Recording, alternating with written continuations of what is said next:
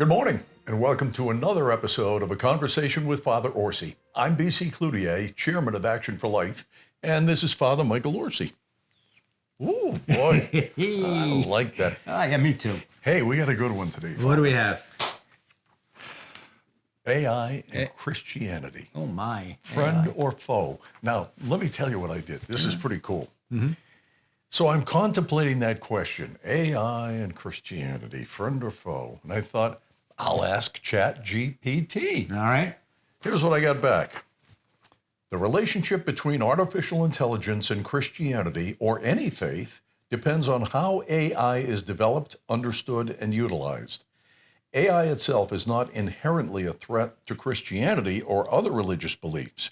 Instead, its impact depends on several key factors, and they cite four negatives, which are ethical misuse, which would be conflict with Christian values, dehumanization, challenging our belief systems, and the impact of moral decision-making. The four positives are evangelism and outreach, understanding creation, God's mandate to explore and serve humanity, ethical leadership, and support for the ministry, tools for counseling, for website creation, for whatever. So, and then I would also note that as I was preparing for this program, that Christianity has a long history of engaging with new technologies. And I suspect that AI will be beneficial. You know what? I agree. Yeah? I agree with all of it. Well, that's the end of the show. Yeah, goodbye. Go home. Get your chat box out. Wait, chat box. Chat GPT. GPT, whatever, chat box, chat GPT. I agree with all of it. Like anything, technology can be good or bad. It's according to how you use the technology. For a lot of times, people get threatened by technology, or they get threatened by science, a new way of looking at the world, a new way of looking at the universe. Who was that famous fellow, Galileo, remember? Famous fellow Galileo said that the sun stays stationary and the planets go around the sun, and he got in some trouble for that. Right, People just didn't understand. Well, there is more to that story. Well, there was in the days of Columbus, the flat Earth. The flat Earth, yeah. There's still some kooks today Yeah, that belong to the flat Earth society. Yeah. Sometimes, no matter how hard you try, some people are just not going to believe what you're telling them, even if they see pictures that. I mean, it's like these people that decide that there's no baby there when you take the picture with the sonogram. I had to get that in, folks. I had to get it in. See, science can be very helpful. I mean, look at the sonogram. I tell you, folks, I've seen these sonograms, where a lady's having a baby. They put the sonogram on their belly, and you see a baby. I mean, 3D today, too. It's just amazing. So, I mean. By the way, if there were a law that a woman had to see a sonogram before undergoing an abortion, I think that would cut abortion in half.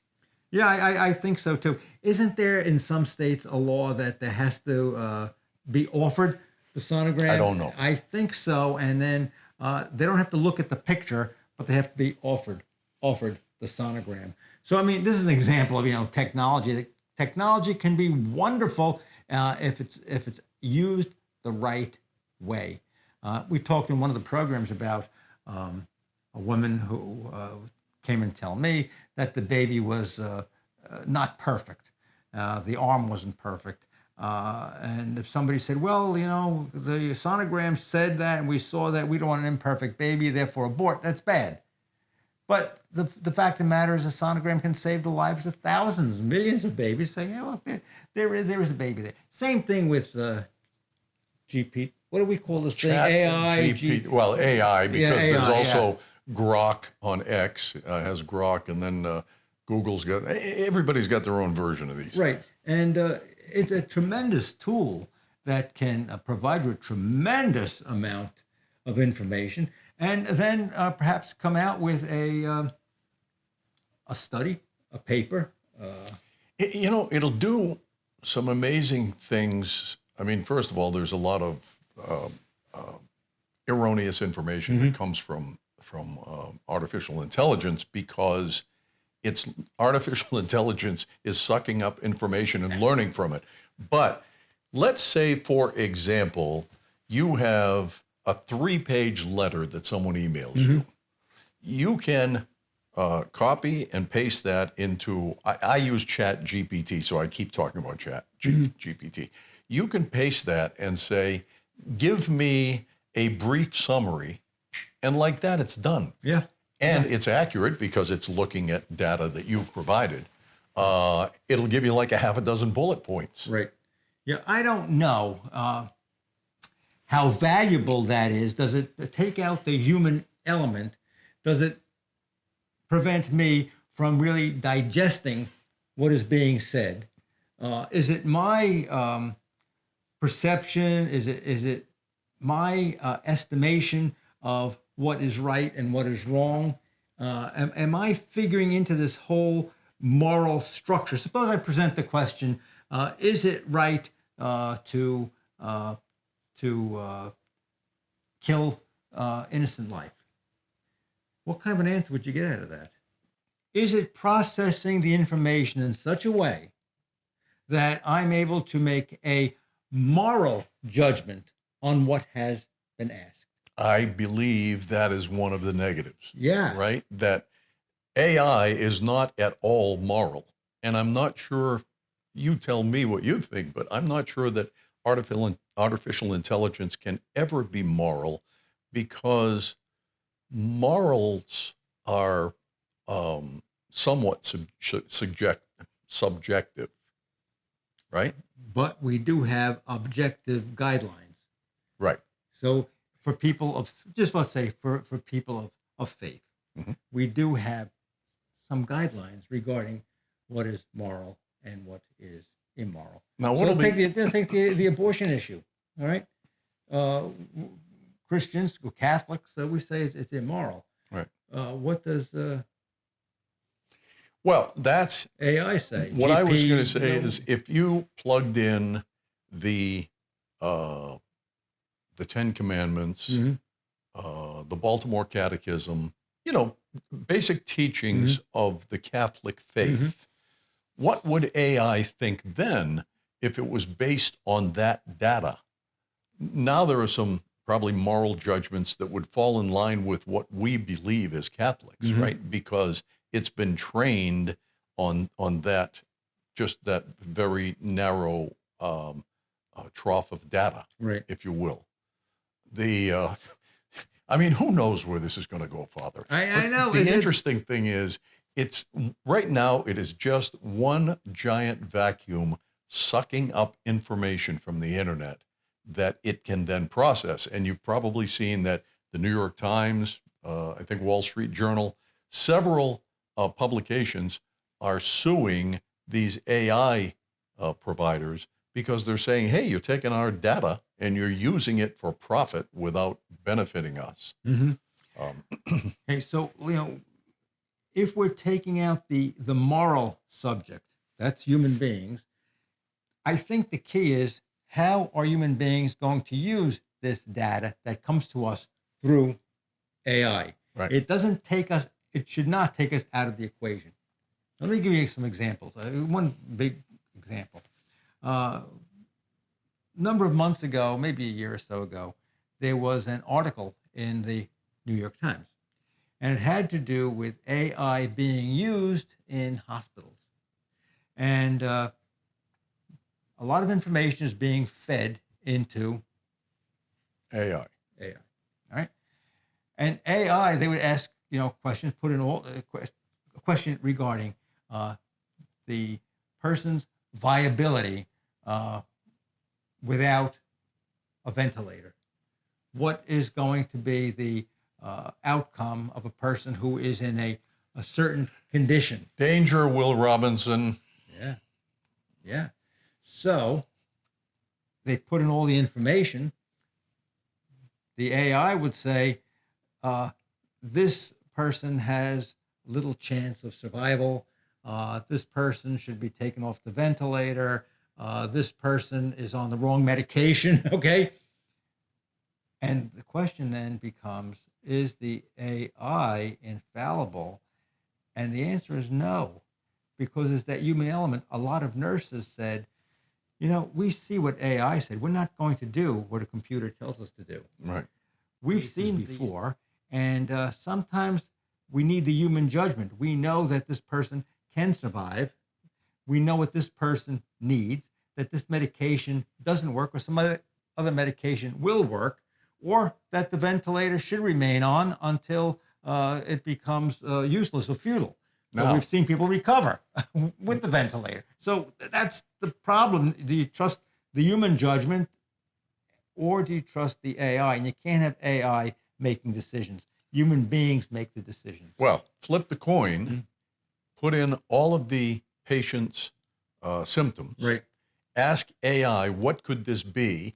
AI comes up with whatever it is, 6, 8, 10, 12 possible diagnoses. Now a physician can say, wow, I never thought about that. Right. That could be, I'm going to investigate that. The other cool thing about AI, I think, is that it can develop drugs really, really quickly because it's not a trial and error situation. Right. So AI says, try this. The scientist tries it. Wow. What would have taken months or years is compressed to a short period of time. But back to AI and Christianity, are we going to get to the point where we Catholics believe in the sacrament of reconciliation of what used to be known as confession? Are we going to confess to AI? Because AI could give us penance that is consistent, right? That's why, it's the human being. Human beings are key. We are moral agents. The computer, the AI, the GPT chat is not a moral agent. It's another source of information. Look, we've all benefited a great deal from, computers. We've all benefited. The internet, sure. The internet. I mean, it's fantastic having this information at your fingertips. Even question, Siri, tell me this. And, you're getting answers like that. But we have to be able to process that information. And we have to be able to apply it in situations because not every situation is the same, especially when you're dealing with human beings. We're all different. And it's great, to be able to say, well, these are what the great philosophers have said. This is what the great scientists say. This is what the great doctors say. Well, that's fine. But every situation is unique, and we're all unique human beings, and we need people who realize that they have to be humble enough to say, the machine is not right, and maybe I'm not always going to be right, but I have to make the assessment. I am a moral agent. Machine, internet, AI is not. We're going to take a break. We'll be back right after this. Join us March 22nd at the beautiful Vineyards Country Club for our annual Spring for Life luncheon. It's the 50th anniversary of the founding of Action for Life. Our featured speaker for this year's celebration luncheon is Sister Mary Gabriel, a member of the Sisters of Life. Sisters of Life is a religious community founded by John Cardinal O'Connor and dedicated to the protection and enhancement of the sacredness of human life. Please mark your calendar, 11:30 a.m., March 22nd, as Action for Life celebrates 50 years of dedication to the sanctity of life. Seating is limited, so get your tickets today at actionforlife.org.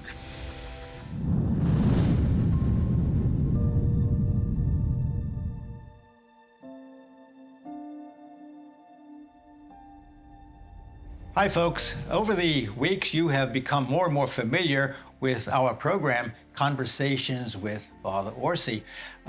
I know that you are enjoying the programs because you tell me that you do. I want you to be sure that you should never worry about missing an episode because you can go to actionforlife.org and catch all of the episodes that we have produced over the last year. Now, also, extra added bonus, you can listen, watch my homilies, my weekly homilies about the Sunday readings. That's also on actionforlife.org. Lastly, both of these adventures, conversations and the homilies, they cost money. And I'm going to have to ask you if you can help us out, because so many of you tell me how much you enjoy the program. Some people tell me our Sunday wouldn't be the same. We record the program, we watch them during the week. This is an expensive enterprise, and we think it's an important way to get out the gospel message and to talk about those issues of the day that are important to us as Christians. So please go to your website, actionforlife.org. There is a button you can click for donations, and please, please be generous to us to keep this show on the air. Your Sundays will not be the same without it. Welcome back to A Conversation with Father Orsi. I'm B.C. Cloutier. We're talking about AI today, and AI as it pertains to, or is it compatible with Christianity, I guess. Here's a question for you, Father. Would you use AI to write a sermon? Personally, I wouldn't. I don't like to be held to a text. Right, so that's okay. Yeah.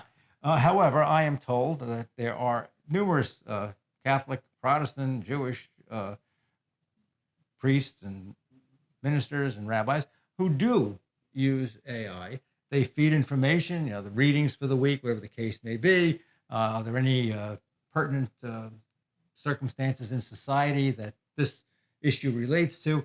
And the AI can write up a sermon for them. I'll tell you another cool thing. If you're looking for a Bible passage, you can ask AI, can you find a passage in the Bible that references or refers to whatever? And it will bring up several Bible passages that in the past I used to go thumbing through, you know. And, that's fantastic, but it's a tool. Right. It's a tool. And believe me, folks, I don't recommend some pastor pulling something off the internet and reading it. What you want in a sermon or you want in a homily is you want some personal testimony and thought from the presenting person. You want to say, this is a testimony of this person's faith. This is how this gospel or this Old Testament reading pertains to a certain situation that I am living through in my life or that society is going through. I don't want a robot to be telling, to be preaching, because let me be quite honest with you, why go to church? All you got to do then is call it up in your house and press the button and, well, here's the sermon for the day. And it's, isn't that beautiful? Better than anything old Father Orsi could do. No, you're right. Yeah. The other thing about AI is I personally don't find it to be all that creative. I have written a script for a talk that I'm going to give and then plugged it into Chat GPT and said, improve on this, and it needs to be, 12 minutes, etc. A lot of times there's a lot of blather, unnecessary words and kind of esoteric ideas. So I think AI's got a long way to go yet before it thinks the way a human being does. And so your point is well taken that it's a great tool, but it should not, under most circumstances, replace a human being. Now, I do wonder about judges. No, and I'm not being facetious here, right? Let's talk about that. If AI has all of the pertinent statutes, because judgments are made based on statutes, right? I guess there are some opinions. Anyway, my point is, could both sides present to AI, and AI considers all of the data that has been presented by the prosecution and the defense, we'll say in a criminal matter, and come up with a just decision. Yeah. Ideally, you would say, well, it's just the facts, ma'am. Just the facts. Yeah. Okay. Going to trial is more than just facts. All right. You have to have a sense of who the people are. And a good judge, yes, you know the law, but also you have to have a sense of, why did this happen? Okay, what was the circumstances that caused this? what was the person's state of mind? So you just can't go to court and say, well, here are the facts, put them in the machine and come out with a judgment. That's why you have a judge. A judge has to be a wise person. A judge is not a machine. And so when you appoint a judge or a judge gets elected, you have to say, I trust this person's judgment. And that's what I mean to judge. We talked in earlier programs about, God. God is the judge. Look, if I, just see somebody doing something wrong, and I see people doing something wrong or saying something wrong, and I say, wrong, go to hell. You see? But you need somebody who's going to say, wait a minute, there's more here to this story. You remember the story of the Menendez brothers? Remember the story? They killed their parents. Right, Yeah. they're up now for parole or something like that. But if you just put the facts in AI, are they guilty? I think with AI, my guess is yes. Yeah. But it seems to me now some extenuating circumstances have come to light. Right. Talking about abuse by their parents. All right. Well, I mean, I'm not making any judgment on that. I don't know. It's a long time. But I mean, a good judge would listen to something like that and say, oh, this is where these guys came from. This is what happened in the house. So it circles back to, in virtually every circumstance, you have to have human emotion. Right. And that probably won't change. Yeah, because we're not like, Star Wars. What was the name of that show? Lost in Space, Mr. Spock. What was that show? Star Wars. Well, it was a famous show. Yeah, Spock and I never watched. I mean, Spock was like just a brain, right? And there was with pointed ears. Pointed ears, yeah. There was no emotion there. Human beings, we are people that we work on different levels. We work on reason, we work on thought, we work on feelings, and most of the time, things get all jumbled up. We're not all as rational as we think we are. Well, what was the name of that show, folks? Help us out here. I don't watch a lot of Star Trek. There you go. You're also a lot of your old Trekkies out there. Neither one of us watches a lot of TV, but it's amazing. Neither one of us could remember that. Mm-hmm. What was I just going to say? Well, I couldn't remember that either. So. I'm sure it was a real gem, a bon mot, as they say, folks. But you see, this AI stuff. I mean, I think it's fantastic. I think it's a fantastic tool. But that's what it is. It is a tool. I mean, let me just make a simple analogy. We see a work like the Pietà.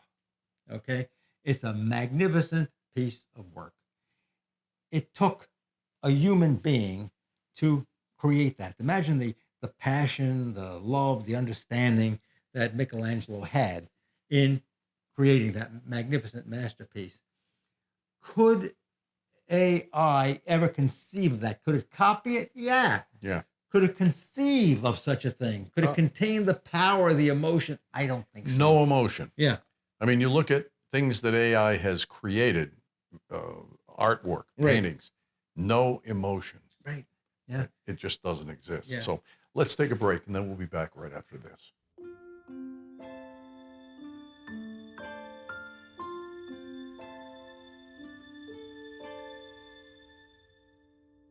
Hey gang, I know a lot of you sometimes can't watch all of our episodes of Action for Life. However, we have a solution for that. All you have to do is go to YouTube and search for Action for Life Florida. And you can catch up on all the shows, and guess what? Extra added bonus, you get to hear my weekly homily. So, YouTube and you make a fine couple. Welcome back to A Conversation with Father Orsi.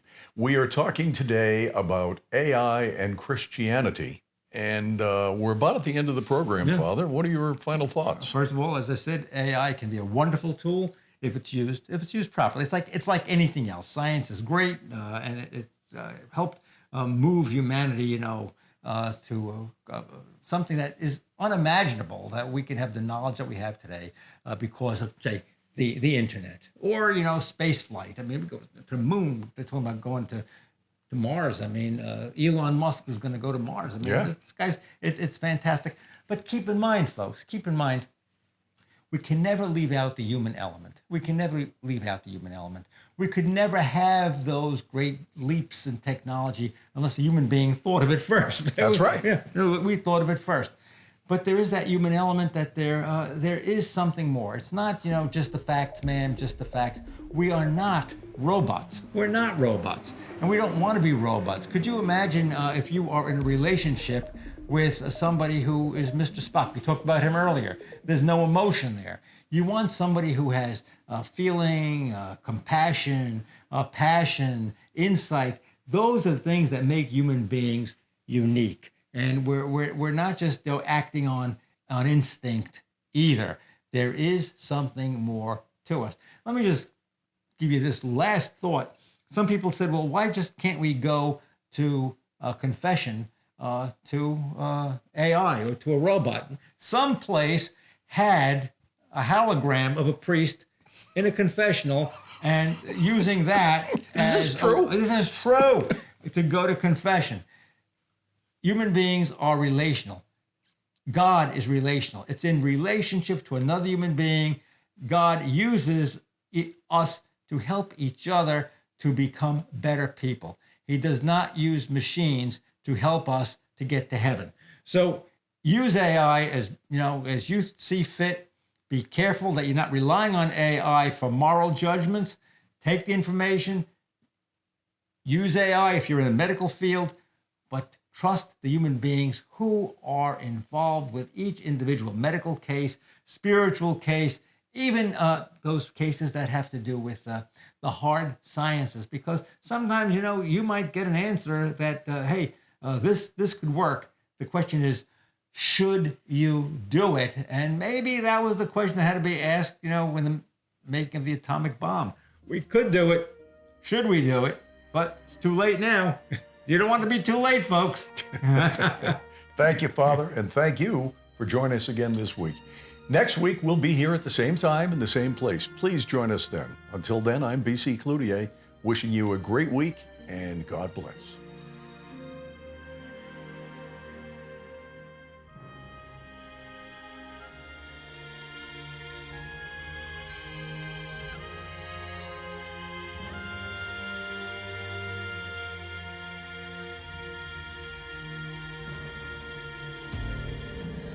Join us March 22nd at the beautiful Vineyards Country Club for our annual Spring for Life Luncheon. It's the 50th anniversary of the founding of Action for Life. Our featured speaker for this year's celebration luncheon is Sister Mary Gabriel, a member of the Sisters of Life. Sisters of Life is a religious community founded by John Cardinal O'Connor and dedicated to the protection and enhancement of the sacredness of human life. Please mark your calendar, 11:30 a.m., March 22nd, as Action for Life celebrates 50 years of dedication to the sanctity of life. Seating is limited, so get your tickets today at actionforlife.org.